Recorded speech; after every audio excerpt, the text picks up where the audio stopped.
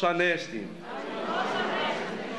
Στα πλαίσια των ομιλιών που πραγματοποιούνται κάθε Δευτέρα απόγευμα εδώ στην ενορία μας, μετά την παράκληση προς την προστάτηδα Αγία μας, Αγία Μαρίνα, προσκαλέσαμε να μιλήσει και να κλείσει τη σειρά των ομιλιών το γνωστό σε όλους και αγαπητό πατέρα Ανδρέα Κονάνου. Ο πατήρ Ανδρέας είναι αρχιμανδρίτης της Ιεράς Αρχιεπισκοπής Αθηνών και συνεργάτης του εκκλησιαστικού ραδιοφώνου Πειραϊκή Εκκλησία, γνωστό σε εμάς μέσα από την εκπομπή του Αθέατα Περάσματα. Ο λόγος του γλυκής, φωτίζει, εμπνέει, ενθουσιάζει, προβληματίζει και πολλές φορές συγκινεί. Σήμερα έχουμε λοιπόν τη μεγάλη ευλογία από το Θεό, διευχών του Σεβασμιωτάτου Μητροπολίτου μας, να τον έχουμε ανάμεσά μας ομιλούντα με θέμα ζωή, με νόημα και σκοπό. Πατέρα Ανδρέα, πολύ ευχαριστούμε που ήρθατε στην ενορία μας, μια μικρή ενορία αλλά τόσο ευλογημένη.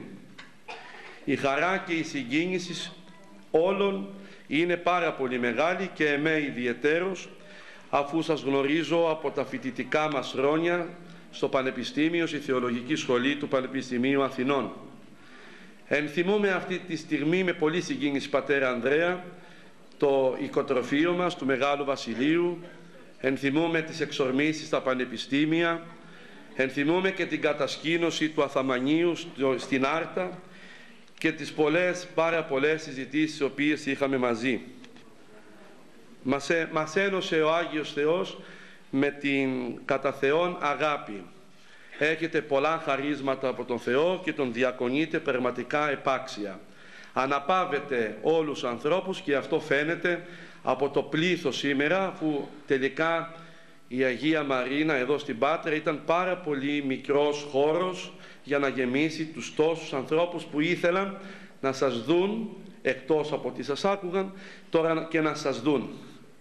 Σας ευχαριστούμε. Ήρθατε στην πιο όμορφη, το ξαναλέω, ενορία της Ιεράς Μητροπόλεως Πατρών. Μέσα σε 2 χρόνια, από τότε που ο Μητροπολίτης μας, ο Σεπτός Ποιμενάρχης μας, ίδρυσε τη νέα αυτή ενορία, χτίσαμε τον επάνω ναό, ήδη έχουμε ξεκινήσει και σοφατίζουμε, ήδη έχουμε ξεκινήσει τη διαδικασία για να φτιάξουμε τη σκεπή και προχωράμε.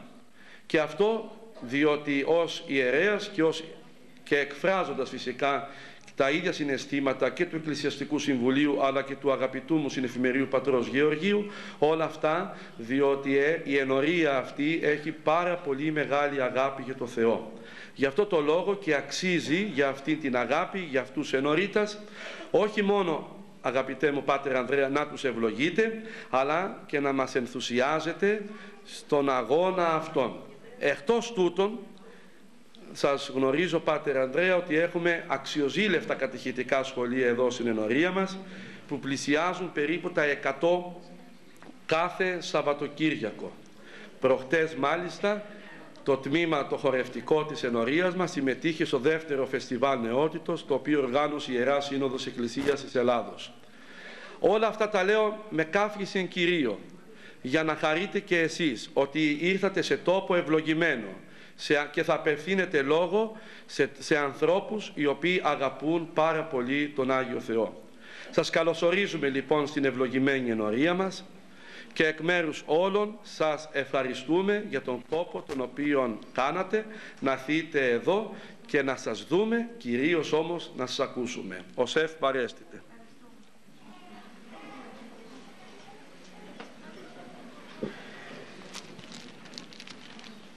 Χριστός Ανέστη.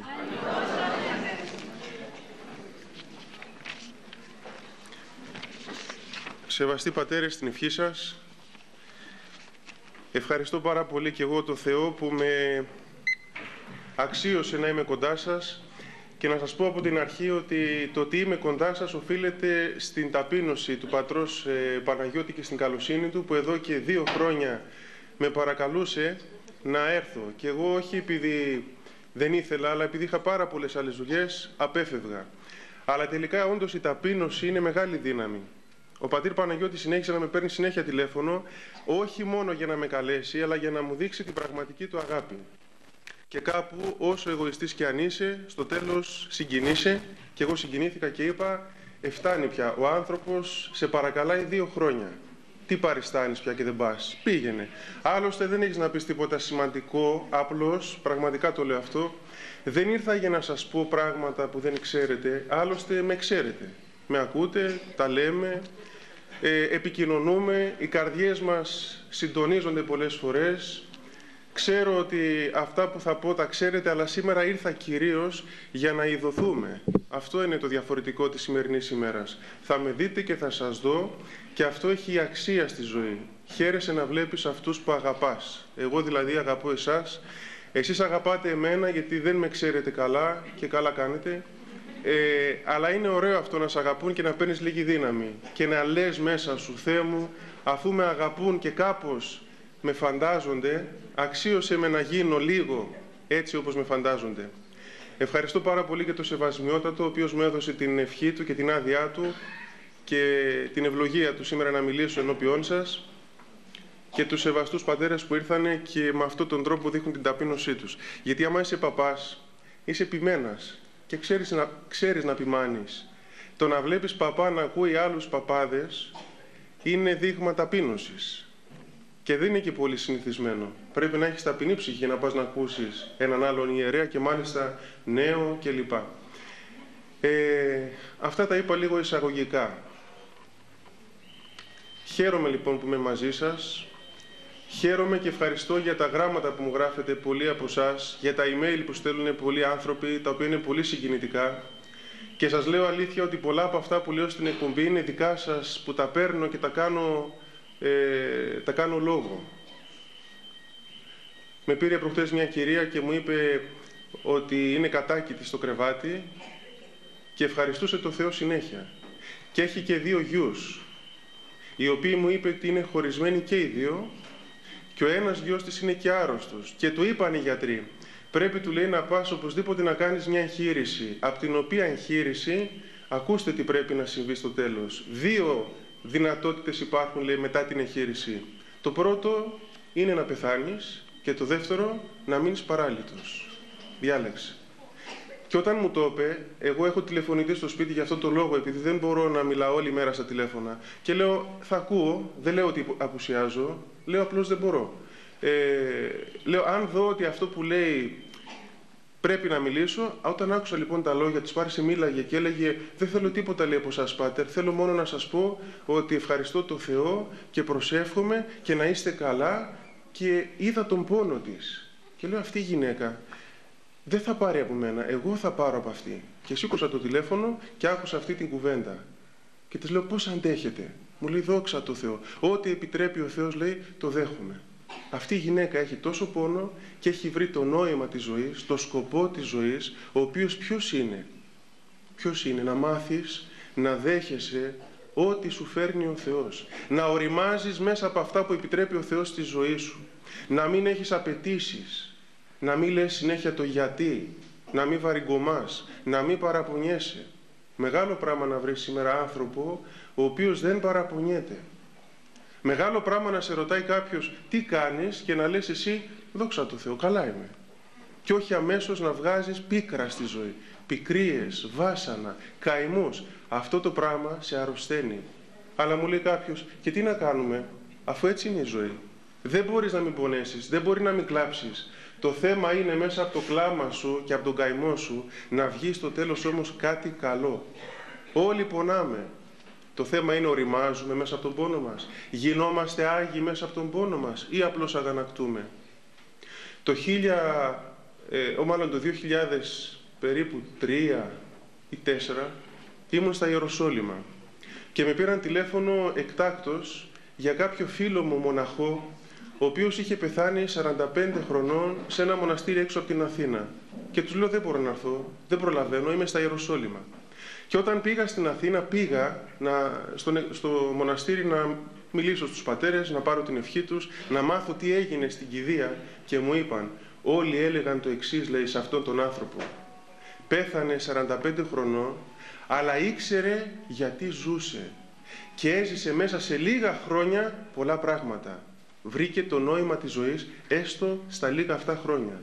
Του ζήτησα να μου δώσουν κάτι από το δωμάτιό του και μου δώσανε ένα φθαρμένο, χαλασμένο κομποσκίνι που ήταν πολύ χαλασμένο. Λέω, αυτό το θέλω, αν μπορείτε να μου το δώσετε, είναι για μένα πολύτιμο.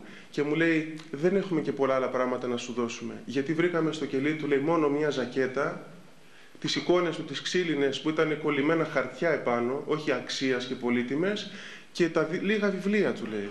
Θες το κομποσκίνι εσύ? Λέω, φέρτε το αμέσως, και το άρπαξα. Και μου είπαν, ζούσε τόσο με νόημα τη ζωή του, και παρόλο που έφυγε νωρίς, όλοι κατάλαβαν ότι αυτός ο άνθρωπος πέτυχε το σκοπό του και πήγε κοντά στο Θεό.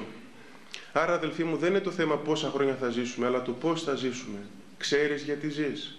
Ξέρεις τι κάνεις έτσι πως περνάνε τα χρόνια? Τι κάνουμε όλοι στη ζωή μας? Πώς περνάει η ζωή μας? Τι νόημα έχει όταν ξυπνάς το πρωί και λες, σήμερα έχω πάλι δουλειά, μαγείρεμα, σχολείο, τρεχάματα, έξοδα? Γιατί γίνονται όλα αυτά? Τι σκοπό έχεις μέσα σε όλα αυτά? Καταρχήν να σας πω ότι όλα όσα κάνουμε στη ζωή είναι ασήμαντα. Όλα. Γιατί είναι φθαρτά και πεπερασμένα πράγματα. Όλα περνούν. Και η ωραιότερη αγρυπνία που θα πας στην εκκλησία σου, κάποια στιγμή, μετά από λίγες ώρες, θα πει ο παπάς διευχών, θα πει Χριστός Ανέστη, θα πει τέλος. Όλα σε αυτή τη ζωή να ξέρουμε εκ των προτέρων ότι είναι σύντομα, μικρά, πεπερασμένα, είναι ζυμωμένα με θεϊκά στοιχεία αλλά και με πολύ ανθρώπινα στοιχεία. Δηλαδή μη ζητάς αυτή τη ζωή το απόλυτο, την τέλεια απόλαυση, την τέλεια ευτυχία, την τέλεια χαρά, διότι δεν υπάρχει σε αυτή τη ζωή. Έλεγε ο πατήρ Ιάκωβος στην Εύβοια, εδώ παιδάκι μου, λέει, με συγχωρείτε, γιατί έλεγε όλο έτσι, με συγχωρείτε, εδώ παιδάκι μου, λέει, με συγχωρείτε, ζούμε για να περάσουμε τις μέρες. Το θέμα είναι να περάσουν οι μέρες, αλλά το θέμα είναι πώς περνάνε οι μέρες, με τι τις γεμίζεις. Αυτά που κάνεις στη ζωή σου από το πρωί στο βράδυ σου δίνουν νόημα και σκοπό. Όταν περάσει η ζωή σου και πας 70 χρονών, 80 χρονών, 90 χρονών και γυρίσεις πίσω, θα βρεις πράγματα τα οποία σε γέμισαν ευτυχία και ικανοποίηση. Σ' αρέσει αυτό που κάνεις? Είσαι παντρεμένος. Σ' αρέσει αυτό το πράγμα? Σου δίνει νόημα, ευτυχία? Έτσι και έτσι λέει ο άλλος. Ξεκίνησα αλλιώς, το βρήκα αλλιώς. Καταλήγω αλλιώς. Να βρεις νόημα. Η δουλειά που κάνεις σου αρέσει, έχεις νόημα? Σε γεμίζει ικανοποίηση και ευτυχία? Έχει σημασία αυτό, όχι μόνο τι κάνεις, αλλά και πώς το κάνεις και τι σου δίνει αυτό που κάνεις. Αν σου δίνει ευχαρίστηση, ικανοποίηση, πληρότητα. Αλλιώς η ζωή είναι πάρα πολύ βασανιστική, πολύ κουραστική, πολύ βαρετή. Γι' αυτό δεν είναι σπάνιο να λένε μερικές γυναίκες, αλλά και άντρες που δεν τολμούν να το παραδεχτούν, ώρες λέει, σκέφτομαι γιατί ζω. Θέλω να βάλω ένα τέλος όλα αυτά. Δεν έχει νόημα η ζωή μου, απελπίζομαι. Μου είπε ένα παιδί πριν λίγες μέρες κάτι που μου έκανε εντύπωση. Εμείς, λέει, πάτερ, χτίζουμε ένα εξοχικό. Και να σου πω, λέει, τι έπαθα. Πήγα με τους γονείς μου να τους βοηθήσω. Αυτό το παιδί είναι 28 χρονών. Πήγα, τους βοήθησα, λέει, από το πρωί, κουβαλάγαμε κάτι τσουβάλια μες στο σπίτι, κοιτάγαμε λίγο να τακτοποιήσουμε κάτι εκκρεμότητες. Το μεσημέρι πήγαμε, λέει, στο σούπερ μάρκετ για ψώνια. Πήραμε, λέει, ένα κοτόπουλο να φάμε όλοι οικογενειακώς, το φάγαμε. Κουράστηκα, μου λέει, από το πρωί ως το βράδυ. Θυσία για τη μάνα μου, τον πατέρα μου, το σπίτι μας. Το βράδυ, λέει, που ήρθε η ώρα να κοιμηθώ, ούτε που κατάλαβα, λέει, πώς πέρασε η μέρα. Και να σου πω κάτι, πάτερ, ένιωθα, λέει, πολύ ωραία. Γιατί έκανα κάτι. Πρόσφερα κάτι σε αυτούς που αγαπάω. Δεν έκανα, λέει, κάτι πολύ πνευματικό. Να σου πω την αλήθεια, λέει, και την ημέρα δεν πρόλαβα να κάνω πνευματικά πράγματα με την έννοια να κάνω προσευχή, να κάνω κομποσκίνη. Έκανα, λέει, κάτι για τους άλλους με την καρδιά μου. Κοιμήθηκα, λέει, με μια ικανοποίηση. Πρόσφερα. Σήμερα βγήκα από το βόλεμά μου και πρόσφερα. Το άλλο πρωινό, λέει, ήταν Σάββατο. Κοιμήθηκα ως τις 2 το μεσημέρι. Ξύπνησα, έφαγα, λέει, πρωινό στις 2. Μετά μπήκα στον υπολογιστή, μπήκα, λέει, στο Facebook, κοιμήθηκα το μεσημέρι, ξύπνησα το απόγευμα, ήπια καφέ, έφαγα πάλι φαΐ και περίμενα να περάσουν, λέει, ώρες για να ξανακοιμηθώ. Και με έδερνε, λέει, μ' είχε βαρέσει η πλήξη και η βαρεμάρα, δεν είχα τι να κάνω την ημέρα εκείνη. Όλη μέρα το Σάββατο καθόμουν. Όλη μέρα την Παρασκευή κουραζόμουν. Ενώ καθόμουν, αισθανόμουν πολύ κενός μέσα μου. Άδεια η ψυχή μου. Δεν είχε νόημα το ότι καθόμουν. Μπορείς να μου εξηγήσεις, λέει, γιατί έγινε αυτό? Του λέω, γιατί αυτό που έκανες την Παρασκευή, το έκανες με αγάπη. Δόθηκες, πρόσφερες, βγήκες από το εγώ σου και μπήκες στον αδερφό σου. Και αδερφός σου είναι και ο πατέρας σου και η μάνα σου και τα αδέρφια σου. Δίνεις κάτι στους άλλους. Και η ζωή σου είναι ωραία έτσι. Ενώ το Σάββατο περιστρεφόσουν περί τον άξονά σου. Το εγώ μου, ο ύπνος μου, η βόλεψή μου, το καφεδάκι μου. Και όταν ασχολείσαι μόνο με το εγώ σου, δεν βρίσκεις νόημα ζωής. Κυρίως βρίσκεις κούραση. Ο εαυτός μας, αδελφοί μου, είναι πολύ κουραστικός. Όταν περιστρεφόμαστε συνέχεια γύρω από το άτομό μας, μας κουράζει. Πλήττουμε από το εγώ μας. Όταν δίνεσαι, έχεις νόημα που ζεις και χαίρεσαι. Περνάει γρήγορα η ζωή, γι' αυτό να βρούμε πράγματα να τη γεμίσουμε με νόημα και χαρά. Να χαίρεσαι που ζεις. Ήρθατε σήμερα εδώ, το θέλετε και είστε, το θέλετε. Αν δεν το θέλει κάποιος από εδώ, δεν το ευχαριστιέται. Κάθεται με το ζόρι. Αν το θέλεις αυτό που κάνεις, το απολαμβάνεις. Είτε είσαι παπάς ντυμένος στα μαύρα, είτε είσαι καθηγητής σε σχολείο, είτε είσαι μάνα με πολλά παιδιά, είτε έχεις οτιδήποτε, αν το αγαπάς αυτό που κάνεις, το απολαμβάνεις και σου δίνει νόημα και ευτυχία και σκοπό ζωής. Υπάρχουν άνθρωποι, το καλοκαίρι το βλέπω αυτό στις παραλίες, που έχει κάτι ωραίες καφετέριες, ας πούμε, και έχουν και κάτι τεράστιες τηλεοράσεις και βλέπουν τους αγώνες. Τις μέρες που έχει αγώνα γεμίζουν οι καφετέριες αυτές, ατελείωτες ώρες κάθεται κανείς εκεί και μου λέει ένας, είναι κακό αυτό? Του λέω, τίποτα δεν είναι κακό και καλό από μόνο του. Όλα γίνονται καλά και κακά ανάλογα πώς τα κάνεις και γιατί τα κάνεις. Αν του λέω κάθεσαι και βλέπεις τον αγώνα, έχοντας στο σπίτι μια γυναίκα που την αγαπάς, έχοντας στο σπίτι παιδιά στα οποία δίνεις τον εαυτό σου και την ψυχή σου και με τα οποία μιλάς λίγες ώρες, λίγες στιγμές, τότε να πας και να ξεκουραστείς και εσύ λίγο. Αν όμως κάθεσαι απλώς στην καφετέρια και έχεις με τη γυναίκα σου να επικοινωνήσεις μήνες, έχεις τα παιδιά σου να τα αντικρίσεις στα μάτια και να τους δεις τι πραγματικά θέλουν πολύ καιρό, δεν ασχολείσαι, τότε του λέω αυτό που κάνεις σε αδειάζει.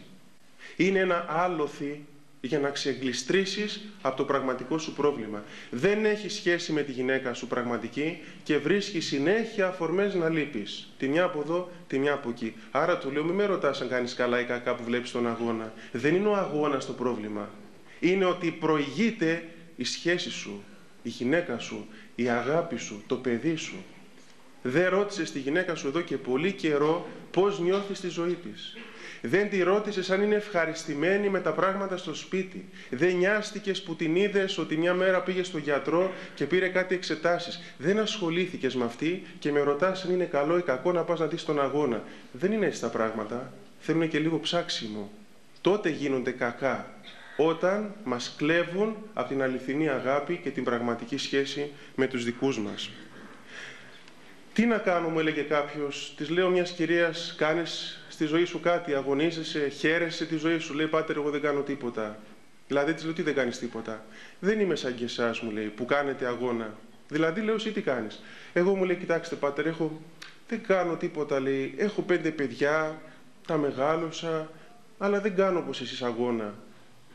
Τα πήγα σχολείο, τα ξενύχτησα όταν αρρώστεναν, τα τάιζα το πρωί, στις αρρώστια τους ξενύχταγα, τα μεγάλωσα, τα σπούδασα. Αυτά κάνω τα λίγα, λέει, δεν κάνω μεγάλα. Κι όμως υπάρχουν άνθρωποι που κάνουν μεγάλα πράγματα, που έχουν νόημα και σκοπό, χωρίς να το καταλαβαίνουν, μέσα από την καθημερινή τους ζωή. Αυτή η γυναίκα ζούσε το Ευαγγέλιο και αυτά που λένε τα πατερικά βιβλία, χωρίς να το καταλάβει. Ξύπναγε τη μια μέρα, ας πούμε, και ο άντρας της φώναζε και αυτή έκανε υπομονή. Και τι έκανε εκείνη την ώρα?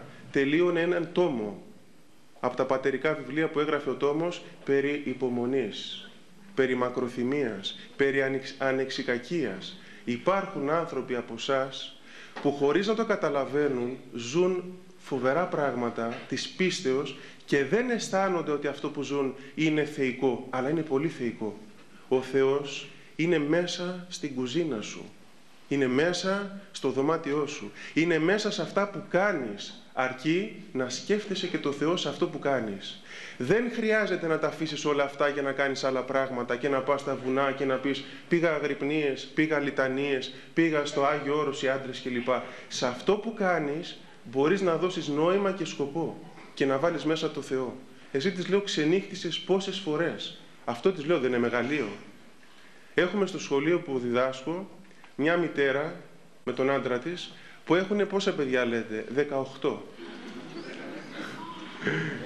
Η έκπληξη. Όλοι έτσι κάνουν όταν το λέω. Όλοι βγάζουν το επιφώνημα «Α». Οπότε ήρθε αυτή η σχολείο μια μέρα να πάρει ελέγχους για το παιδί της. Στο οποίο φυσικά εγώ έβαζα όλο 20. Γιατί λέω, τι να του βάλω το παιδί αυτό, πού να διαβάσει, πού να διαβάσει θρησκευτικά. Το καημένο αυτό πού να φάει καταρχήν, ώσπου να σερβίρει η μάνα στον τελευταίο, έχει κρυώσει το πιάτο του πρώτου. Πού να... Κατευθείαν 20 του βάζα. Του λέω μην αγχώνεσαι, του λέω ήταν όμως και καλό παιδί. Οπότε ήρθε η μάνα και εγώ ήμουν σε ένα δωματιάκι, έδινα τους ελέγχους και τη βάζω μέσα, κλείνω την πόρτα και παίρνει το χέρι μου και το φυλάει. Και παίρνω και εγώ το δικό της και λέω δώστε μου λίγο το χέρι σας. Αυτή δεν ήξερε τι θέλω, ούτε που το φαντάστηκε. Και της φίλησα και εγώ το χέρι. Το τραβάει αυτή, μου λέει πάτερ τι κάνετε, λέει. Εσείς τι είστε ιερέας. Εγώ είμαι ιερέας, της λέω, αλλά εσύ τι είσαι. Εσύ τι είσαι. 18 γένες. 18 χρόνια τουλάχιστον να ξενυχτάς για έναν ολόκληρο χρόνο. Γιατί δεν είναι, το πρώτο έτος είναι τόσο δύσκολο. Μόνο το πρώτο και το δεύτερο και το τρίτο και όλα τα χρόνια. Αυτό λέω και το πρόσωπό της έλαμπε. Το πρόσωπό της ήταν φωτεινό. Χωρίς να ξέρει κατά πού πέφτουνε τα Hondo Center. Αλήθεια σας λέω. Γιατί μένει σε μια περιοχή λίγο πιο έξω από την Αθήνα που δεν ξέρει πού πέφτουνε τα καλλιτικά. Δεν βάζει ποτέ λέει στο πρόσωπό της. Ήταν ωραία. Ήταν όμορφη. Βρήκε νόημα στη ζωή της από την αγάπη, από τη θυσία και βγήκε μια ομορφιά από εκεί που δεν το περίμενες. Και βρήκα και μια άλλη κοπέλα που ήταν πολύ όμορφη κι αυτή για τον ακριβώς αντίθετο λόγο. Που της είπα, εσένα το νόημα στη ζωή σου ποιο είναι? Και γυρίζει και μου λέει, εμένα το νόημα στη ζωή μου είναι πάτερ να υπομένω. Να κάνω υπομονή. Σε τι της λέω? Στην ατεκνία μου. Ο Θεός λέει δεν μου έχει δώσει παιδί και έχω παντρευτεί εδώ και 18 χρόνια. Και αυτό λέει κάνω υπομονή. Αξίζει μου λέει τίποτα αυτό άραγε που κάνω? Της λέω πάρα πολύ. Αυτό που κάνεις σε γεμίζει με έναν πλούτο πολύ μεγάλο. Και ας μην έχεις παιδί. Ή άλλος μου το έχει πει αυτό για αρρώστιες που κάνει. Μπορεί να βρεις νόημα στη ζωή σου μέσα από την αρρώστια σου. Να καταλάβεις πράγματα που δεν καταλάβαινες πριν που ήσουν υγιέστατος. Και να σε ρίξει μια αρρώστια στο κρεβάτι και να καταλάβεις τι θα πει αγάπη, συνεννόηση, θυσία, προσφορά. Και να σου δίνει ο άλλος μετά ένα ποτήρι νερό και να λες ευχαριστώ. Να μάθεις να λες τη λέξη ευχαριστώ. Που όταν ήσουν στα καλά σου ποτέ δεν την έλεγες. Έλεγες φέρε αυτό, τελείωνε, κουνήσου ακόμα. Και τώρα λες ευχαριστώ. Το νόημα, θέλω να πω με αυτά αδελφοί μου, στη ζωή μπορεί να μας βρει από εκεί που δεν το περιμένουμε. Να καταλάβουμε μεγάλα πράγματα από δύσκολες και πολύ πιεστικές στιγμές που θα περάσουμε. Πάντως είναι μεγάλο πράγμα στη ζωή να έχεις σε όλα αυτά τα βάσανα, τον αγώνα για το νόημα, να έχεις δίπλα σου ανθρώπους σαν φίλους σου που θα τους αγαπάς και θα σε αγαπάνε. Όποιος από εσάς και όποια από εσάς έχει κάποιον άνθρωπο που ξέρει ότι τώρα μόλις τελειώσει η ομιλία θα πάει σπίτι και μπορεί να τον πάρει ένα τηλέφωνο και να του πει τον πόνο του, είναι μεγάλο πράγμα.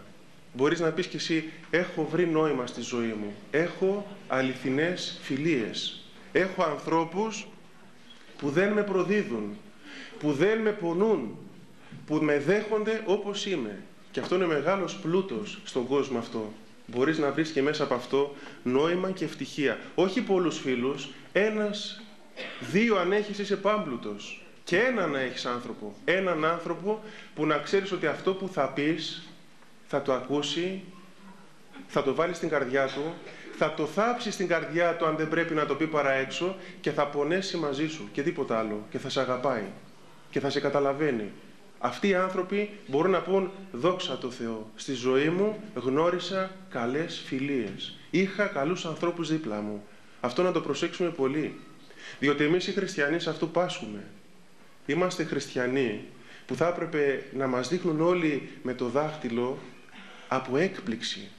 Και όπως κάνατε πριν και την κυρία που έχει 18 παιδιά, να λένε για τον καθένα από εμάς και την καθεμία, πω ρε παιδί μου, τι άνθρωπος αυτός. Καταπληκτικός άνθρωπος. Του είπα κάτι, πόνεσε, με αγάπησε, με βοήθησε, μου συμπαραστάθηκε, δεν με κουτσομπόλεψε, δεν με κατηγόρησε, το κράτησε μέσα του. Δυστυχώς για μας τους χριστιανούς λένε πολλά αρνητικά πράγματα. Πάρα πολλά αρνητικά. Και πώς να βοηθήσουμε τους άλλους να κάνουμε ιεραποστολή, να βρουν το νόημα της ζωής, αφού τους σκανδαλίζουμε με τη ζωή μας. Λέει ο πατήρ Παΐσιος κάτι φοβερό. Αν θες, λέει, ένα σου μυστικό να το μάθει όλη η γη, πάρε να το πεις, λέει, σε ένα φίλο σου που το συναντάς από την εκκλησία και στο τέλος πες του, λέει, κιόλας, μην το πεις πουθενά. Θα το μάθουν, λέει, όλοι. Ο πιο εύκολος τρόπος να διαδώσεις τα νέα σου. Δεν θα έπρεπε όμως να συμβαίνει αυτό σε εμάς τους χριστιανούς. Θα έπρεπε να είμαστε υπόδειγμα αληθινής αγάπης, για να δώσουμε και στους άλλους το μήνυμα ότι πιάσαμε το νόημα. Τι θα πει ανθρωπιά, τι θα πει αληθινή χριστιανική κατανόηση και καλοσύνη. Και να πω και κάτι άλλο. Μερικές φορές ούτε κοσμικοί δεν κάνουν μερικά τέτοια που κάνουμε εμείς. Κοσμικοί άνθρωποι, μου είπε ένας μια φορά, πόνεσα τόσο πολύ, λέει, πάτερ, από ένα άτομο της Εκκλησίας, που δεν έχω πονέσει, λέει, ποτέ από εκτός Εκκλησίας. Άτομα εκτός Εκκλησίας, λέει, δεν με πόνεσαν τόσο πολύ. Και με τέτοιο τρόπο, ύπουλο. Έτσι είπατε. Έτσι είπε η κυρία. Και πόσοι άλλοι θα θέλαμε να πούμε κάτι παρόμοιο, αλλά δεν μπορούμε να το πούμε φωναχτά, αλλά αυτή είναι η αλήθεια. Έχουμε δρόμο να κάνουμε. Τι λέει ο πατήρ Παναγιώτης, τελειώνουν οι ομιλίες. Οι ομιλίες αρχίζουν το καλοκαίρι. Κάθε μέρα αρχίζουν οι ομιλίες. Όλη μας η ζωή είναι μια κρίση. Μας βλέπει ο Θεός και λέει, για να δούμε σήμερα, παιδί μου, τι εξετάσεις θα δώσεις. Για να δούμε αυτό που θα ακούσεις, πώς θα το χρησιμοποιήσεις. Χειμώνα, καλοκαίρι, μέρα, νύχτα. Περνούν οι μέρες στη ζωή σου και ψάχνεις το νόημα. Και ρωτάω κάποιον, του λέω, να σου πω, εσύ πού βρήκες νόημα στη ζωή, ποιος σε βοήθησε να καταλάβεις το μάθημα της ζωής. Μου λέει, να σου πω, πάτερ, κάτι, εμένα ο μεγαλύτερος δάσκαλος, λέει, στη ζωή μου ήταν, λέει, τα λάθη μου και οι αμαρτίες μου, λέει. Εγώ νόμιζα θα μου πει ότι γνώρισε τον πατέρα Πορφύριο, έτσι, γέροντας κλπ. Μου λέει, ο μεγαλύτερος γέροντάς μου, λέει, που με δίδαξε και έπιασα το νόημα, ήταν οι αμαρτίες μου, λέει. Κατάλαβα όσο περνάγαν τα χρόνια πόσο αμαρτωλός είμαι. Και ξέρεις τι έκανα, λέει, στο τέλος. Συμφιλιώθηκα με τον εαυτό μου και το παραδέχτηκα. Ενώ κάποτε κλωτσούσα. Έλεγα, εγώ να το κάνω αυτό, πώς είναι δυνατόν. Από εγωισμό αντιδρούσα. Μετά από λίγο καιρό, όσο περνάνε τα χρόνια, είπε, αυτός είμαι. Είμαι αμαρτωλός. Το κατάλαβα, το παραδέχτηκα, ταπεινώθηκα και βοηθήθηκα να καταλαβαίνω και τους διπλανούς αμαρτωλούς. Και άλλαξε, λέει, η στάση μου απέναντι στη ζωή. Ηρέμησα. Δεν έκανα έτσι όπως έκανα. Και είπα, αυτός είμαι. Είμαι άνθρωπος που κι εγώ κάνω αμαρτήματα. Ζητώ συγγνώμη. Και αυτό σε μαλακώνει. Και αυτό σε κάνει πιο ταπεινό και στον άλλο που θα έρθει κοντά σου. Όταν εγώ νιώθω αμαρτωλός και έρθεις εσύ να εξομολογηθείς, δεν θα σε δω με ένα σπαθί που θα βγάλω να σε αποκεφαλίσω. Γιατί θα πω, κι εγώ έτσι είμαι. Και αυτοί οι άνθρωποι έτσι είναι. Αδέρφια είμαστε όλοι, αμαρτωλοί είμαστε όλοι. Αυτό αν το καταλάβεις, είναι μεγάλο νόημα στη ζωή. Να καταλάβεις ποιος είσαι και τι είναι ο Θεός και τι είσαι εσύ. Και ότι όλα από το Θεό έρχονται τελικά. Τίποτα δεν μπορούμε να κάνουμε εμείς. Τίποτα μόνοι μας δεν μπορούμε να κάνουμε. Το λέμε αλλά δεν το πιστεύουμε. Όταν πήγε στο Άγιο Όρος μια φορά ο Καζαντζάκης, ζούσε ένας πολύ Άγιος ασκητής, ο πατήρ Μακάριος. Ήταν στη σπηλιά μέσα. Και ήταν, λέει, ένα πρόσωπο λαμπερό, σαν κρανίο ήταν.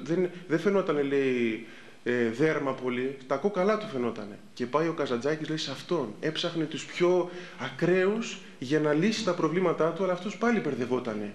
Ενώ ήταν Άγιος ο πατήρ Μακάριος.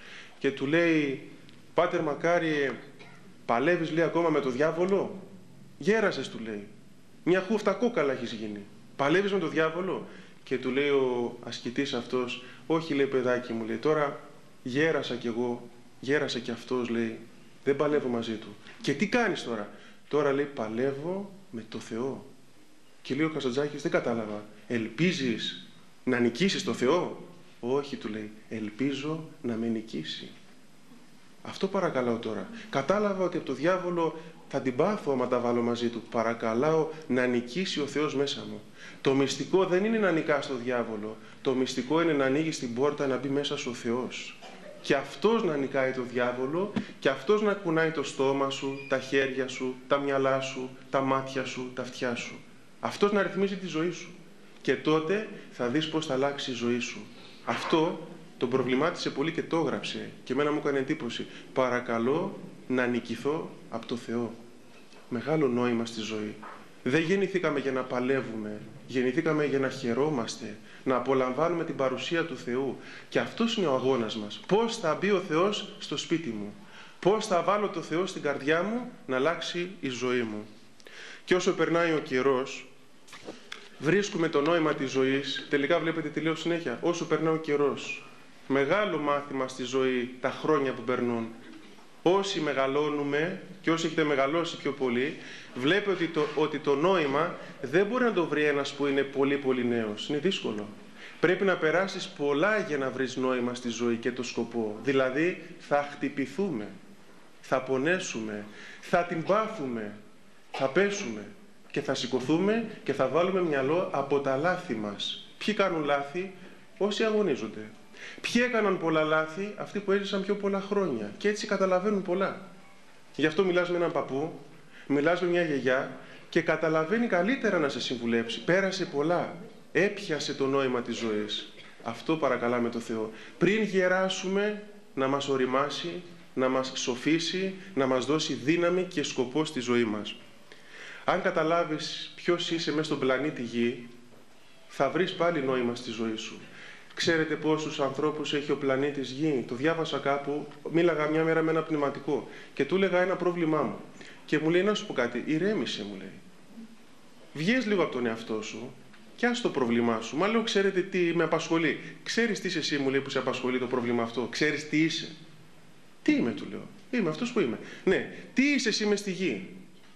Είσαι, μου λέει, ένας από τα 6 δισεκατομμύρια των ανθρώπων. Τι είσαι, μου λέει πια?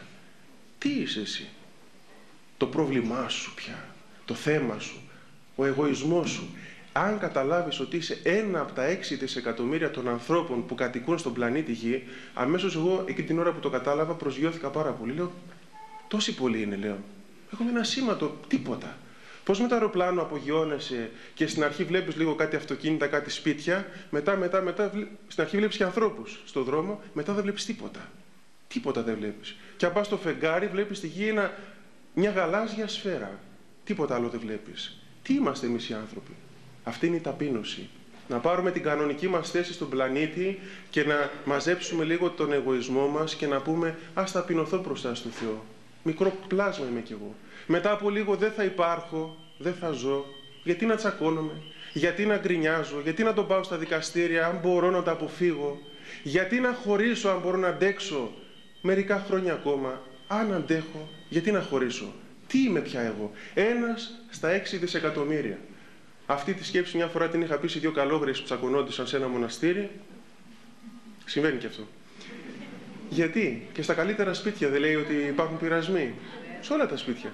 Τις έβαλα μπροστά και τις έλεγα αυτό, τις μετέφερα στη σκέψη πόσο ασήμαντοι είμαστε και πόσο θα λυπηθούμε όταν κάποια στιγμή θα φύγουμε από τη γη αυτή. Και της λέω, να σου πω κάτι, όταν φύγει η αδελφή αυτή μια μέρα, πώς θα νιώθεις αν ζεις εσύ? Και μετά γύρισα στην άλλη και της λέω, αν αυτή μια μέρα φύγει εσύ, πώς θα νιώθεις? Τώρα θες να της βγάλεις τα μαλλιά, αλλά δεν μπορείς. Αν φύγει, πώς θα νιώσεις? Για σκέψου αυτό. Και ξέρετε τι κάνανε και οι δυο? Βάλανε τα κλάματα και αγκαλιαστήκανε. Και λέει, πάτερ, συγγνώμη που κλαίμε μπροστά σας. Λέω, δεν πειράζει. Συγκινηθήκανε από αυτή τη σκέψη. Βρήκαν ένα νόημα όταν σκέφτηκαν πόσο κουταμάρα είναι να τσακωνόμαστε για ασήμαντα πράγματα. Και αυτά ξέρεις τι κρύβει? Ότι θεωρείς ότι είσαι κάτι είσαι. Θα σου δείξω εγώ. Εγώ. Τι είσαι εσύ? Μετά από λίγα χρόνια ποιος θα σκέφτεται τι είσαι εσύ? Και αν υπήρξες καν εσύ, ποιος θα σε ξέρει εσένα μετά από 100 χρόνια? Κανένας. Κατάλαβε το λοιπόν από τώρα για να πιάσεις το νόημα της ταπείνωσης. Βοηθάει πολύ το να γερνάει κανείς. Όταν γεράσεις ηρεμείς. Όταν περάσουν τα χρόνια βρίσκεις το νόημα τελικά ότι στη ζωή αυτό που μένει είναι μια καλοσύνη και μια αγάπη. Στα νιάτα σου παλεύεις, χτυπιέσαι, έχεις πειρασμούς, έχεις πολλά πράγματα. Όταν γεράσεις προσγειώνεσαι. Ήταν ένας παππούς και ο Θεός, δόξα τω Θεώ, τον ευχαριστούμε δηλαδή, μας βοηθάει πολύ με τα γεράματα και οι σκέψεις καθαρίζουν, και το μυαλό ηρεμεί και τα πάθη έτσι καταστέλλονται. Ήταν ένας παππούς μια φορά 92 ετών. Μου λέει μια μέρα, «Πάτερ, δόξα τω Θεώ. Μ' άκουσε ο Θεός, λέει, και μ' απάλαξε. Νίκησα τα πάθη μου». Του λέω, «Ποια πάθη σας?» «Είχα, λέει, πολύ πόλεμο. Δόξα τω Θεώ, μ' απάλαξε ο Θεός». Του λέω, «Παππού μου, σε απάλαξε ο Θεός, βέβαια, επειδή κάνεις αγώνα, αλλά να δοξάζεις τον Θεό που αυτά πάνε και με την ηλικία. 92 είσαι», του λέω. «Ως πότε θα έχεις τα πάθη σου?» Αυτά που μου έλεγε δηλαδή. «Ως πότε θα έχεις τις επιθυμίες σου?» Αλλά είδατε, πάλευε συνέχεια. Αλλά έρχεται μια στιγμή που και ο χρόνος της ζωής σου δείχνει το νόημα. Και τι σου λέει? «Ματαιώτης όλα». Το κορμί σου το ωραίο, που το βλέπεις στις φωτογραφίες στα νιάτα, περνάνε τα χρόνια και τις βάζεις τις φωτογραφίες δίπλα-δίπλα και λες, «Παναγία μου, αυτή η ρητίδα εδώ, πώς να κάνω, κάτι να γίνει, ρε παιδί μου». Ξαναγελάς, ξαναπαίρνεις μορφασμούς. Μια κυρία πρόσεχε πώς γέλαγε. Της είχαν πει να μην γελάς, να σφίγγεις μπροστά, λέει, να κάνεις σαν όμικρον, γιατί άμα γελάς κανονικά, το πρόσωπο χαλάει. Και υπέφερε. «Γιατί, λέει, όταν ήμουν νέα μπορούσα, τώρα που γερνάω αλλάζω». Καταλαβαίνει πράγματα.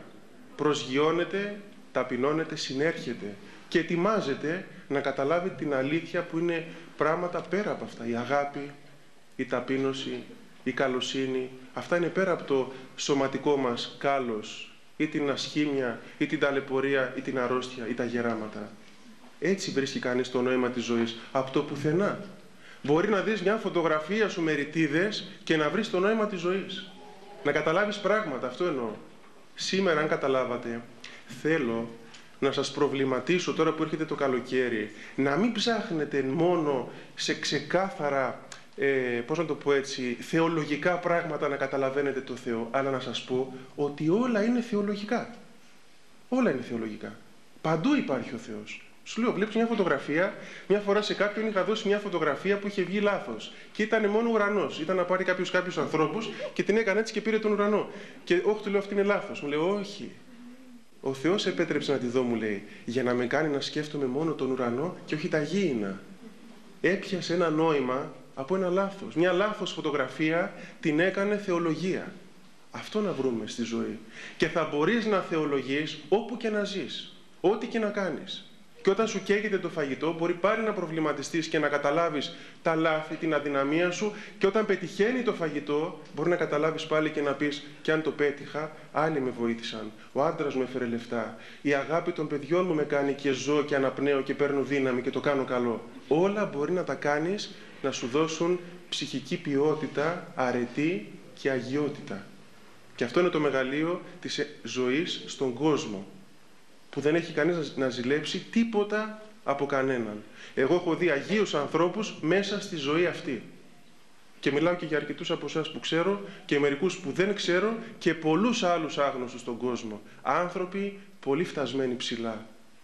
Που σίγουρα αν ο Άγιος Αντώνιος ζούσε, ο Θεός, όπως τον έστειλε τότε στο Τσαγκάρι, θα τον έστελνε σε αυτό το σπίτι. Να του πει, Άγιε Αντώνιε, σε αυτό το σπίτι υπάρχει ένας άνθρωπος που είναι σαν και εσένα περίπου. Πολύ ψηλά. Και θα ήταν μια μάνα, ένας πατέρας, ένα παιδί, και ας ήταν έτσι με τα ρούχα τα δικά σας. Αυτό είναι μεγάλο πράγμα, να το καταλάβετε. Τι σπουδαίοι είστε και τι ψηλά μπορεί να φτάσει ο καθένας σε αυτά που κάνει. Ένας βρήκε το νόημα της ζωής του και το σκοπό του όταν τον απογοήτευσε πάρα πολύ ένας άνθρωπος που τον αγαπούσε στη ζωή του πολύ. Τον είχε πολύ ψηλά και ξαφνικά κάτι έγινε και απογοητεύτηκε. Και έπεσε μέσα του. Γκρεμίστηκε αυτό το πράγμα. Αλλά ξέρετε τι γκρεμίστηκε? Το είδωλό του. Είδωλο. Είχε φανταστεί ότι αυτός κάτι είναι, πολύ σπουδαίος. Και τα έφερε έτσι ζωή και απογοητεύτηκε. Δεν πειράζει. Άνθρωπο αγάπησες, απογοητεύτηκες.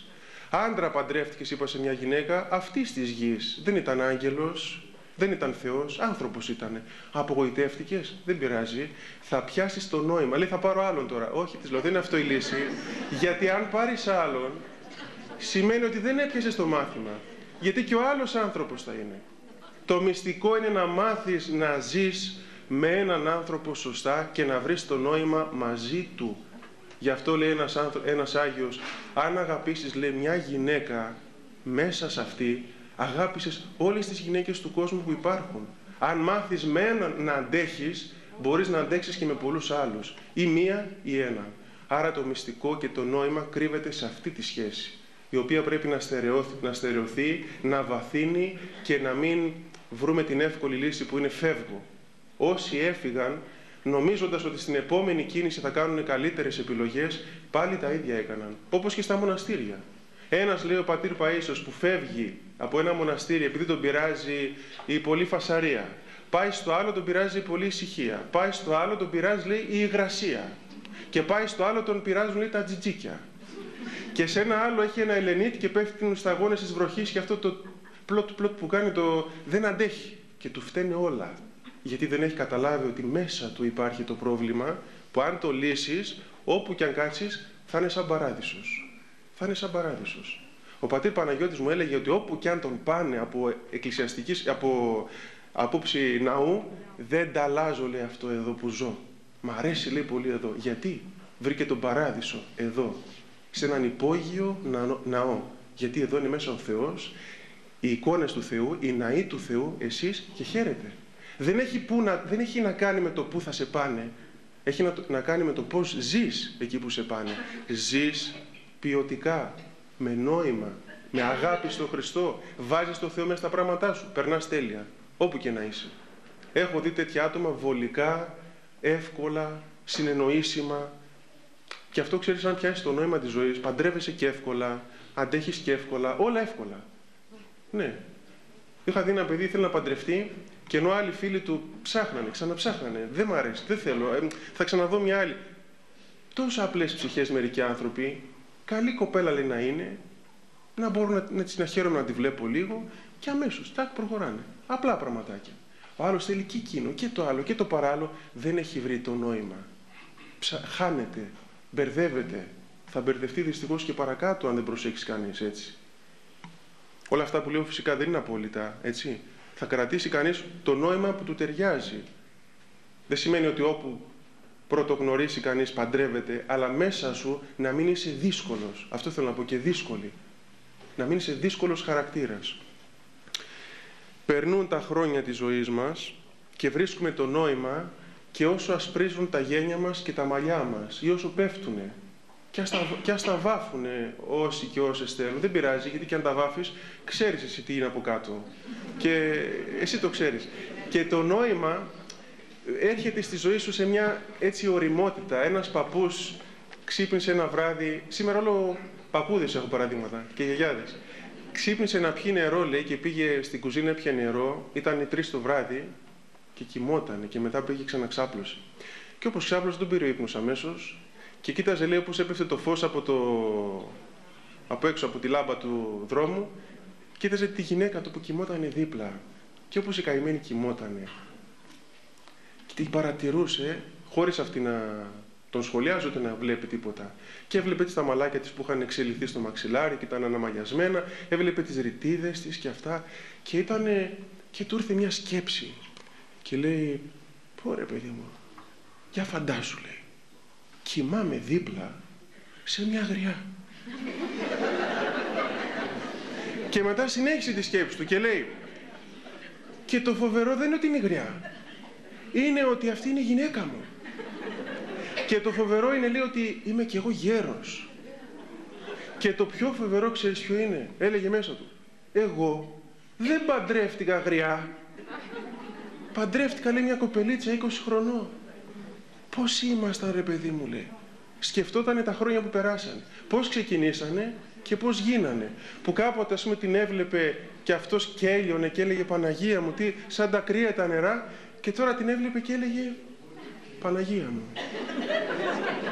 Και αυτό το πράγμα ακόμα, όταν το φιλοσοφήσεις και το σκεφτείς, δηλαδή ο χρόνος πώς σε κάνει και πώς σε αλλοιώνει και πώς αλλάζει, βρίσκεις στη ζωή σου πολλά πράγματα μέσα στην καρδιά και φιλοσοφείς και καταλαβαίνεις.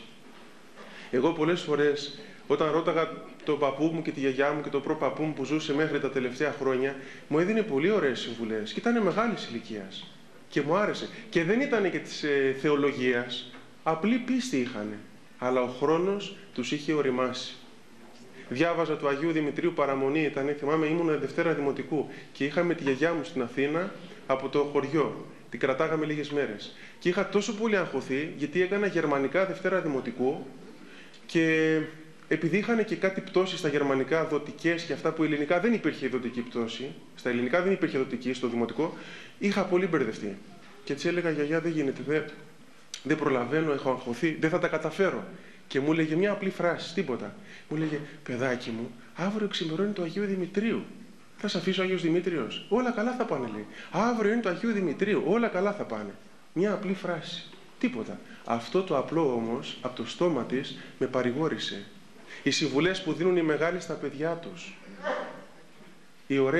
Τα ωραία λόγια, τα μετρημένα. Τώρα φυσικά τα ακούτε και λέτε μέσα σας, το ξέρω και αυτό, ότι λέτε, Πάτερ, δεν είναι και ακριβώς έτσι. Δεν είναι ακριβώς έτσι. Το ξέρω γιατί αναφέρομαι στους μεγάλους, οι οποίοι μεγαλώνουν με έναν τρόπο λίγο πιο εκκλησιαστικό και παραδοσιακό. Δεν αναφέρομαι στους μεγάλους που μεγαλώνουν, ας πούμε, με τα μυστικά της ΕΔΕΜ, με τη ζωή της άλλης, με το ένα και το άλλο. Είναι αλλιώς αυτό. Γιατί τώρα όταν παίρνεις από εκεί συνέχεια τρόπο ζωής και παραδείγματα ζωής, εκεί μέχρι τα 90 και τα 80 τσακώνονται και χωρίζουν. Τι μήνυμα να πάρει και ένας μεγάλος? Δεν βλέπει κάτι να διδαχτεί. Οι παλιοί όμως που μεγάλωναν γίνονταν μαζί και όριμοι και σοφοί και άγιοι. Σήμερα δεν ξέρω αν γίνεται πάντα αυτό. Αλλά για εσάς που είστε άνθρωποι που ζυμώνεστε με την Εκκλησία και με την πίστη στο Θεό, πιστεύω ότι γίνεται αυτό. Και οριμάζετε και γερνάτε, αλλά και η ψυχή σας γίνεται πιο ωραία, πιο σοφή και πιο χρήσιμη στα παιδιά. Γι' αυτό και τα παιδιά που έχουν τέτοιους γονείς, είναι ευχής έργο να τους κρατάνε όσο μπορούν περισσότερο κοντά τους και να τα βλέπουν τα παιδιά αυτά. Τους γονείς να τους βλέπουν, να τους επισκέπτονται. Γιατί αν δεν έχει τίποτα άλλο να σου δώσει η μάνα σου και ο πατέρας σου, τουλάχιστον σου δίνει αυτό, σου δίνει νόημα για τη ζωή σου. Μπορεί να μυρίζει η γιαγιά, μπορεί να είναι δύσκολος ο παππούς, να τον ταΐσεις, να τον αλλάξεις, ναι, αλλά πόσα χρόνια ακόμα θα το κάνεις αυτό? Θα σου μείνει όμως μετά αυτό, θα λες, κράτησα αυτούς τους ανθρώπους που είχαν αυτή την ποιότητα στην ψυχή τους και πλούτησα.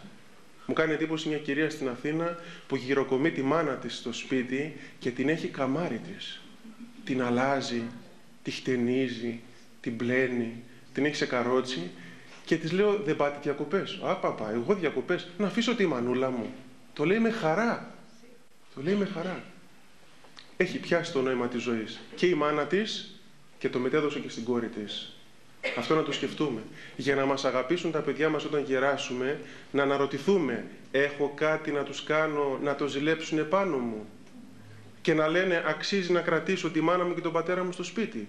Γιατί αν από το στόμα μας βγαίνει όλο η γκρίνια, παράπονο, χωνόμαστε, ανακατευόμαστε, βάζουμε λάδι στη φωτιά, δηλητήριο στον έναν εις βάρος του άλλου, τότε φυσικό είναι να θέλουν να μας πούνε, πολύ ωραίο γεροκομείο αυτό, έχει και κλιματιστικό. Θα πας εκεί και μην μιλάς καθόλου. Αυτά τα ετοιμάζουμε και γίνονται. Σπάνια κάποιος, εύχομαι να μην γίνεται, να φερθεί κανείς αχάριστα σε άγιους γονείς. Αλλά και σε δύσκολους γονείς αξίζει να κάνει τη θυσία.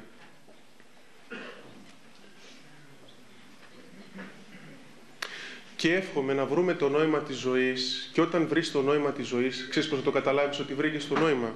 Τελειώνω. Θα το καταλάβεις. Ποιο? Ότι βρήκες το νόημα της ζωής. Πώς θα το καταλάβεις?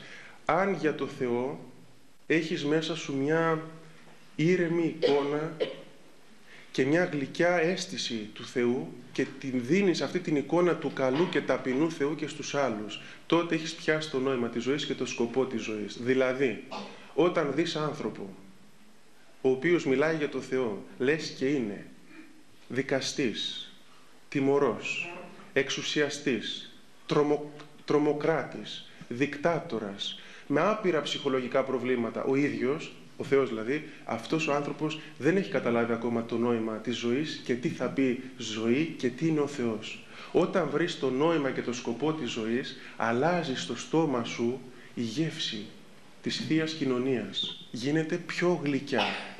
Αλλάζει στην καρδιά σου η έννοια του Θεού. Μιλάς για το Θεό στα παιδιά σου, αν πιάσεις το νόημα της ζωής και τα παιδιά σου νιώθουν ότι γλυκαίνεται η καρδιά τους. Όταν μιλάς για το Θεό και ο άλλος νιώθει σαν να τον βάζεις ένα κάκτο κοντά του, με αγκάθια να τον ακουμπάει, δεν έχεις πιάσει ακόμα τι είναι ο Θεός, τι είναι η ζωή και ποιο είναι το νόημα αυτού του βίου. Έλεγε ο πατήρ Πορφύριος ότι στα νιάτα του φυσικό ήτανε, και όλοι το περνάμε αυτό, στα νιάτα του είχε μια πολύ αυστηρή εικόνα για το Θεό. Από καλή διάθεση, αλλά ήταν πολύ αυστηρός. Όταν πήγαινε να εξομολογηθεί κάποιος, έβγαζε το βιβλίο με τα επιτίμια και τις αυστηρότητες και είχε την εντύπωση ο άνθρωπος ότι ο Θεός έτσι ακριβώς πρέπει να κάνει. Να μαλώσεις, να τσεκουρώσεις, να τιμωρήσεις αυστηρά. Και εγώ, λέει, το έκανα με καλό σκοπό. Γιατί έτσι νόμιζα ότι θέλει ο Θεός. Τέτοια εικόνα είχα για το Θεό. Και έβλεπα, λέει, ότι ο κόσμος έφευγε από κοντά μου. Τους φώναζε για εξομολόγηση και μου λέγανε: καλά, πάτερ, καλά, θα έρθουμε. Όποτε μπορούμε, θα έρθουμε. Πάτερ, ευλογείτε. Και στρίβανε, λέει. Και είπα μέσα μου: ρε παιδί μου, λέει, τι γίνεται. Εγώ το Θεό θέλω να τους δώσω. Κάτι δεν έπιασα καλά. Και μετά, λέει, κατάλαβα όταν ήρθα σε επαφή με τον κόσμο, τον πολύ, και άκουσα τον πόνο τους, τις αδυναμίες τους, τις αμαρτίες τους. Όχι μόνο τις αμαρτίες, αλλά γιατί έκαναν τις αμαρτίες. Το θέμα δεν είναι μόνο να σου πει κάποιος τι έκανε, είναι και γιατί το έκανε. Τι τον οδήγησε εκεί και το έκανε. Τότε, λέει, ξέρετε τι έκανα? Τον συμπάθησα. Και κατάλαβα ότι και ο Θεός είναι συμπαθής, είναι εύσπλαχνος, είναι ταπεινός, είναι και δίκαιος, αλλά τη δικαιοσύνη θα την αισθανθεί μέσα του άλλος μόνος του και θα ζητήσει την τιμωρία του, την παιδαγωγία του, το επιτίμιό του. Δεν είναι η δουλειά μου να τρομάζω τους ανθρώπους για το Θεό. Αυτό μακάρι να το καταλάβουμε πριν γεράσουμε. Γιατί αν δεν το καταλάβουμε, θα χάσουμε και τα παιδιά μας, θα χάσουμε και αυτούς που νομίζουμε ότι τους βοηθάμε στον χώρο της πίστης. Θα σας πω κάτι που έκανα, το οποίο είναι και οι πατέρες τώρα μπροστά, ελπίζω να με μαλώσουν και να με κρίνουν αυστηρά, αλλά εγώ θα το πω. Ήταν ένα παιδί στο σχολείο που είμαστε και εμείς κάνουμε μια φορά το μήνα Θεία Λειτουργία. Και έρχεται αυτός, τρίτη λυκείου ήτανε, και μου λέει την παραμονή της Θείας Λειτουργίας. Μου λέει: πατέρ, θέλω πολύ να έρθω, λέει, στη λειτουργία αύριο, αλλά δεν μπορώ, λέει, γιατί έχω μια φίλη μου και θέλουμε αύριο, λέει, που είναι η μέρα το πρωί, αντί για να πάμε στη λειτουργία, θέλουμε να πάμε να πιούμε ένα καφέ, λέει, το πρωί. Δεν έχουμε χρόνο, όλο διαβάζουμε μαθήματα κλπ. Και θα πάω να πιούμε καφέ. Εγώ ήξερα τι έπρεπε να πω. Τι έπρεπε να πω. Αλλά δεν ξέρω τι θέλει ο Θεός να πω. Δεν ξέρω αν ο Θεός θέλει να λέμε πάντα αυτό που πρέπει. Γιατί διαφορετικά θέλει κάθε στιγμή ο Θεός. Τι θα πούμε. Έβλεπα όμως το παιδί ότι δεν ήταν αποφασισμένο να έρθει και ότι ό,τι και αν το πω δεν θα έρθει. Φαινόταν αυτό. Μου το είπε αποφασιστικά, δεν με ερώτησε να μου πει: πάτερ, τι λέτε. Μου είπε: εγώ δεν θα έρθω αύριο εκκλησία. Και έκανα μια προσευχή και λέω: ας πούμε, Θεέ μου, τι να του πω τώρα, ας πούμε. Και του λέω το εξής. Λέω: καλά, εγώ, λέω, θα σε μνημονεύσω αύριο πάντως, θα σου βγάλω στη Θεία Λειτουργία μια μερίδα στην προσκομιδή, το όνομά σου, και να πεις, λέω, και στην κοπέλα χαιρετίσματα και να περάσετε καλά. Δώσ' της χαιρετίσματα, να της πεις ο πνευματικός μου είπε να σου πω χαιρετίσματα. Μου λέει αυτός: τι? Λέει: αλήθεια να το πω. Λέει: αστεία μου κάνει, τι να το πω. Λέω: το πες, και τι να της πω. Αυτό είναι τόσο δύσκολο. Χαιρετίσματα από το πνευματικό μου. Και μου είπε να περάσουμε καλά εδώ που θα πιούμε το καφέ. Καλά, να το πω. Πέρασαν οι μέρες, κάναμε τη λειτουργία, με βρίσκει μετά από 5 μέρες στο σχολείο, την άλλη εβδομάδα. Μου λέει: πάτε, πάντως σας έλεγα αλήθεια, λέει, ότι ήθελα να έρθω λειτουργία, αλλά δεν μπορούσα, επειδή. Να σας πω, λέει, πού μπορεί να σας βρει, λέει, αυτή η κοπέλα. Λέω: μα αυτή δεν με ξέρει. Ναι, λέει, αλλά όταν της είπα χαιρετίσματα, της έμεινε το φλιτζάνι στο χέρι. Γιατί, του λέω? Γιατί, λέει, δεν είχαμε συνηθίσει όταν λέγαμε ότι πάμε να πιούμε έναν καφέ να μας λένε χαιρετίσματα. Όλοι μας λέγανε: πρέπει να διαβάζεις. Δεν μπορεί να πηγαίνεις σε καφέδες. Αυτό που κάνεις δεν είναι σωστό. Δεν είναι η ώρα για τέτοια. Του είπα που είναι η εκκλησία για εξομολόγηση. Ήρθε αυτή η κοπέλα και μετά αναρωτιόμουν μέσα μου και έλεγα: είπα άραγε καλά ή δεν είπα καλά? Να σας πω την αλήθεια, δεν είπα καλά. Βάσει της αυστηρότητας και της ακρίβειας, δεν είπα καλά. Έπρεπε να του πω ότι αυτό που κάνεις είναι επικίνδυνο, ότι μπορεί να σου οδηγήσει σε άλλα πράγματα. Αυτό ήταν το αυστηρά σωστό. Αλλά εκείνη τη στιγμή έλεγα: Θεέ μου, δώσ' μου να καταλάβω το νόημα αυτής της στιγμής. Τι ήθελε το παιδί αυτό? Και εγώ έλεγα μέσα μου: τι θέλω από το παιδί αυτό? Να του πω κάτι αυστηρό και να το χάσω, ή να του πω κάτι που θα το κρατήσω κοντά στο Θεό και στην Εκκλησία, κάνοντας όμως και προσευχή να μην πάθει κάποια άλλη ζημιά ή φθορά στη ζωή του. Αυτό είναι το ζητούμενο. Όταν βρεις το νόημα στη ζωή σου, προσπαθείς να κερδίσεις τον αδερφό σου, κάνοντας μέχρι εκεί που μπορείς μια μικρή θυσία, μια οικονομία με σκοπό να κερδίσεις την ψυχή του. Είδατε, ζήτησε μετά να εξομολογηθεί. Ούτε που θα ερχόταν αυτή ποτέ να με βρει. αν δεν έλεγα αυτά τα χαιρετίσματα. Αυτό είναι το θέμα. Να παρακαλάμε τον Θεό να μας φωτίζει. Αυτό θα βρήκα το νόημα στη ζωή. Πολλές φορές μιλάτε στα παιδιά σας για πολύ ωραία πράγματα, αλλά τους δείχνετε ότι αυτά τα πράγματα εσάς τους ίδιους δεν σας έχουν ακόμα γλυκάνει. Δεν σας έχουν ακόμα μαλακώσει. Δεν σας έχουν ούτε εσάς τους ίδιους ηρεμήσει. Τι μου λες για το Θεό, αφού εσύ δεν έχεις βρει ακόμα τίποτα στη ζωή σου για το Θεό, αφού όλη μέρα έχεις νεύρα, τα χέρια σου τρέμουν όλη μέρα από το άγχος και θες τώρα εμένα να μου πεις πήγαινε παιδί μου κατηχητικό, πήγαινε εκκλησία, θα γίνεις καλό παιδί. Και λέει το παιδί, είδα και σένα που πήγες.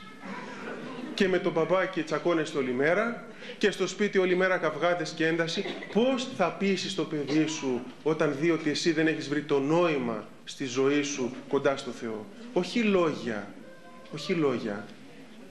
Αγάπη έμπρακτη, βίωμα προσωπικό και ακτινοβολία εσωτερική. Να βγαίνει από την ψυχή σου.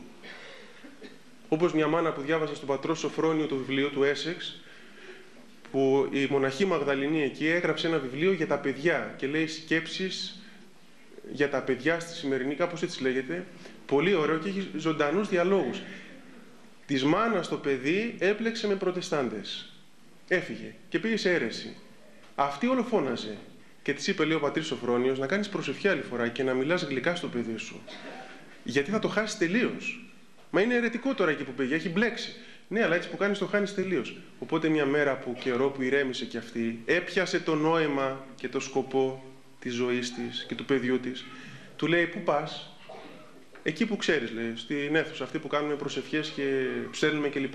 Και γυρίζει η μάνα του και του λέει, κάνε και για μένα καμιά προσευχή, εκεί που πας. Αυτός κόκαλο, κάνε και για μένα καμιά προσευχή. Στο Χριστό μιλάς, πες του και για μένα κάτι. Μάνα σου είμαι. Αυτό θα πει, η έκπληξη. Δεν είμαστε πλέον εκπληκτικοί. Είμαστε, πώς λέγεται αυτό, αναμενόμενοι, πώς το λένε, μπράβο, προβλέψιμοι. Ο άλλος ξέρει από πριν τι θα πούμε. Προβλέψιμοι.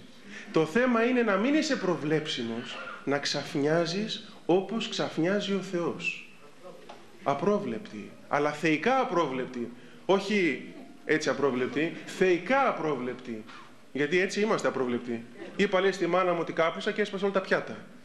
Απρόβλεπτη. Αλλά αυτό δεν είναι απρόβλεπτη, θεϊκά απρόβλεπτη. Είναι αρρωστημένα απρόβλεπτη. Και θα σας πω και ένα τελευταίο, τον πατέρα Πορφύριο, που μου το είπε άνθρωπος, έγκυρη πηγή δηλαδή, πηγή Καραντή.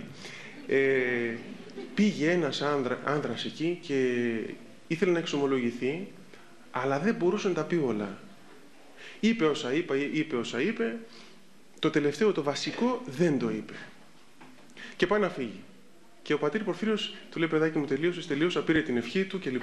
Μόλις πάει στην πόρτα, του λέει ο πατήρ Πορφύριος, πολύ ταπεινά, του λέει, παιδάκι μου, και αυτά που κάνεις, που γυρίζεις και φεύγεις από το σπίτι σου, μην τα κάνεις, λέει, μες στην πόλη, γιατί έχεις το γιο σου και σπουδάζει.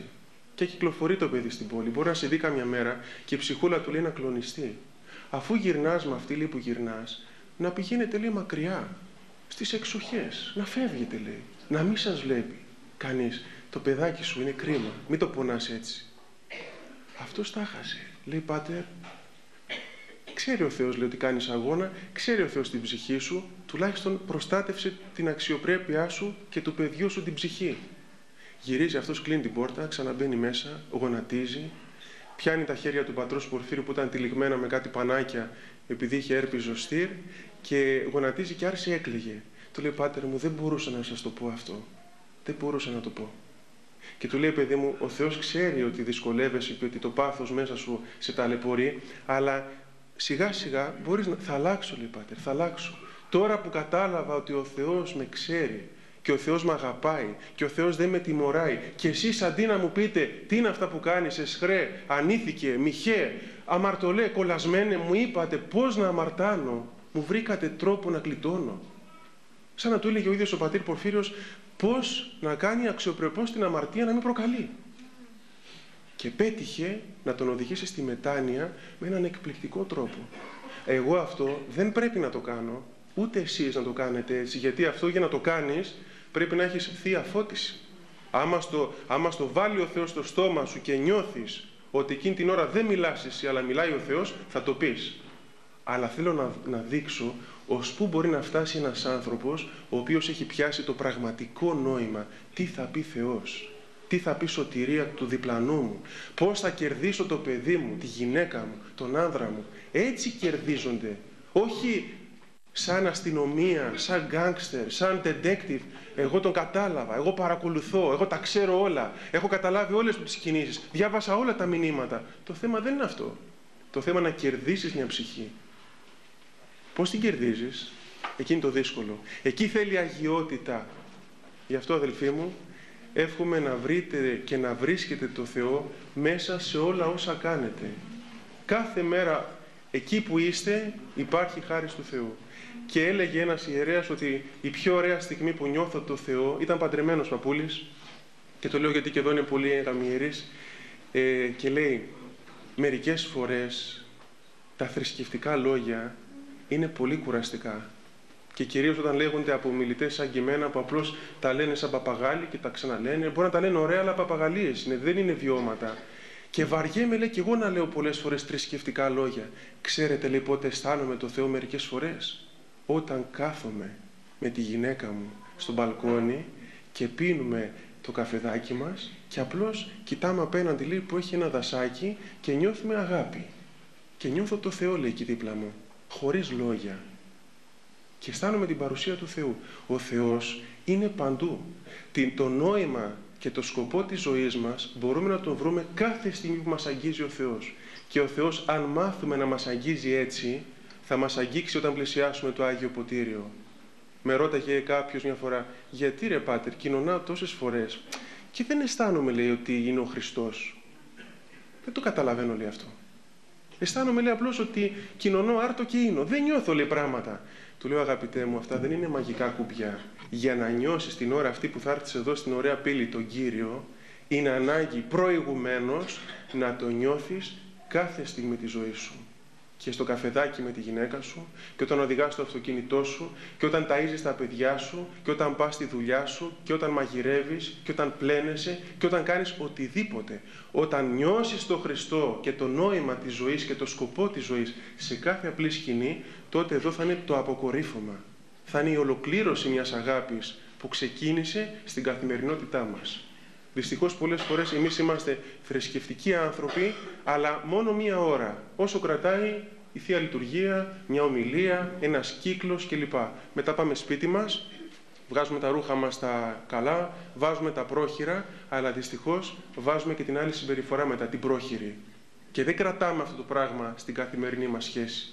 Αυτό είναι το μυστικό της ευτυχίας, το οποίο περιμένει ο Θεός να δει, όχι για Αυτόν, για τον εαυτό μας, το οποίο περιμένουν τα παιδιά σας να δουν στο πρόσωπό σας. Τα παιδιά βλέπουν τα πάντα, ξέρουν τα πάντα. Πόσο είστε και πόσο είμαστε αληθινοί, το καταλαβαίνει το παιδί 1000%. Η μάνα μου λέει, άλλα λέει, αλλά δεν είναι αυτή που λέει. Ο πατέρας μου μπορεί να μην είναι πολύ της εκκλησίας μου με ένα παιδί, αλλά είναι πολύ πιο ειλικρινής πάτερ και πολύ πιο ευαίσθητος. Φοβερό, το κατάλαβε το παιδί.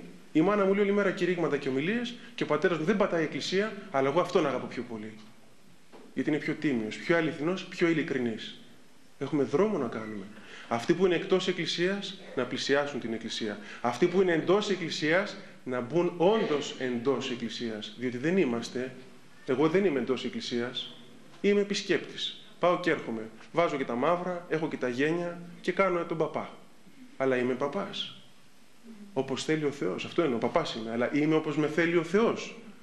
Θέλουμε δρόμο και έχουμε ακόμα δρόμο, γιατί θα ζήσουμε και άλλα χρόνια και άλλες μέρες και άλλες στιγμές. Εύχομαι να τις αξιοποιήσετε, να περάσετε όμορφα το καλοκαίρι σας. Ευχαριστώ για την αγάπη σας. Ευχαριστώ τον πατέρα Παναγιώτη και καλή συνέχεια στον αγώνα που ο καθένας θα κάνει στη ζωή.